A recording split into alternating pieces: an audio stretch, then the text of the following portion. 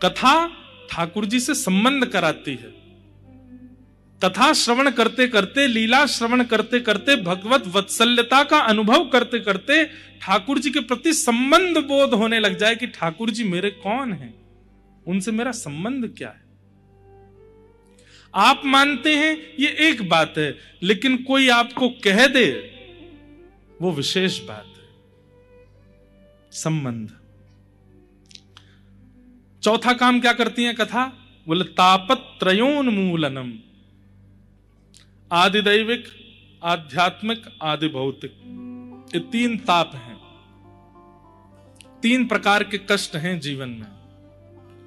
और उन तीनों कष्टों को मुक्त करके, देखो एक बात बहुत ध्यान से सुनना, मैं हर कथा में कहता हूं कि आध्यात्मिक व्यक्ति, भक्ति पथिक व्यक्ति के जीवन में कष्ट नहीं आता, ये ऐसा नहीं है। नाम जापक हो, यज्ञ अनुष्ठान करने वाला हो, कथा सुनने सुनाने वाला हो, ठाकुर जी की निज सेवा करने वाला हो, उसके जीवन में कोई संकट नहीं होता, ऐसा नहीं है। उसके जीवन में भी कष्ट होता है, लेकिन उसे अनुभव नहीं होता, उसे अनुभूति नहीं होती, उसके ऊपर उस कष्ट का प्रभाव नहीं होता। महासंसारी व्यक्ति के जीवन में छोटे छोटे कष्टों का भी प्रगाढ़ प्रभाव होता है, पर भगवत प्राप्त व्यक्ति के जीवन में कष्टों का प्रभाव नहीं होता।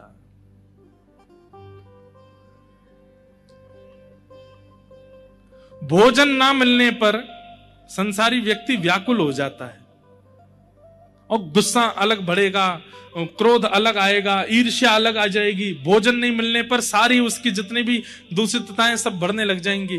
पर भगवत प्राप्त व्यक्ति को जब अन्न नहीं मिलता ना, वो मन में विचार करता है कि कोई बात नहीं, 10 दिन बाद एकादशी आने वाली है, पर ठाकुर जी ने आज 10 दिन पहले ही भेज दी एकादशी मेरे एकादशी। हर स्थिति को अनुकूल मान लेता है, हर स्थिति में भगवत इच्छा को मान करके रहने लगता है। उसके जीवन में फिर कष्ट नहीं होता।